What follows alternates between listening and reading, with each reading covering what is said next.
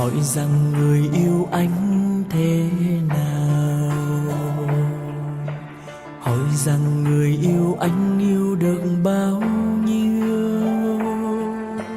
Người chẳng hề suy nghĩ nói rằng em sẽ yêu suốt đời, cho dù dòng tố không đổi rời. Hỏi rằng ngày mai nếu không anh, hỏi rằng ngày mai đây em sẽ ra sao. Vậy mà người bận không ôm chặt anh, xiết anh vào lòng, muôn đời em chẳng thể nào thiếu anh.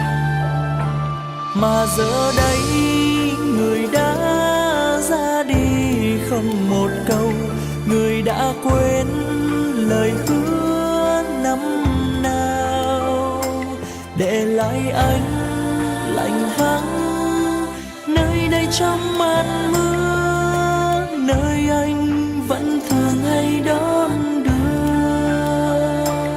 Người yêu ơi hãy nói anh đã làm gì sai để cho em phải bỏ ra đi. Phải chăng em đã hết yêu anh như ngày xưa, con tim em đã vội đổi thay. Cuộc đời này có lắm phong ba,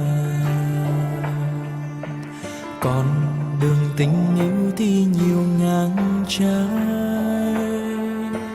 Phải làm sao giữ cho tình yêu ở luôn bên mình, đó là bài toán không thể trả lời.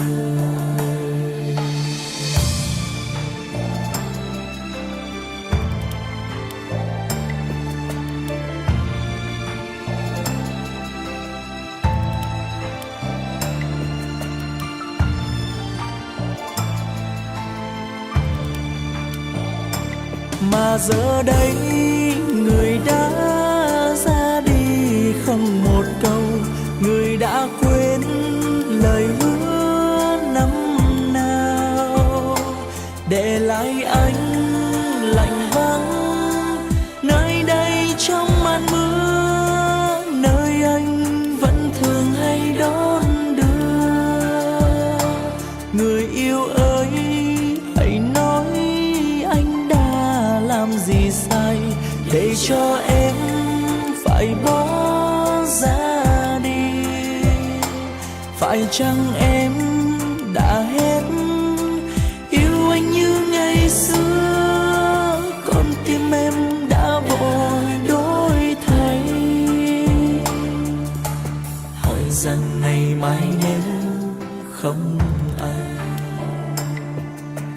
hỏi rằng ngày mai đây em sẽ ra sao.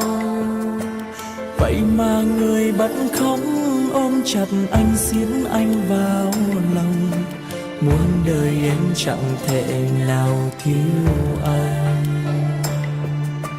Vậy mà người bận không ôm chặt anh, xiết anh vào lòng, muôn đời em chẳng thể nào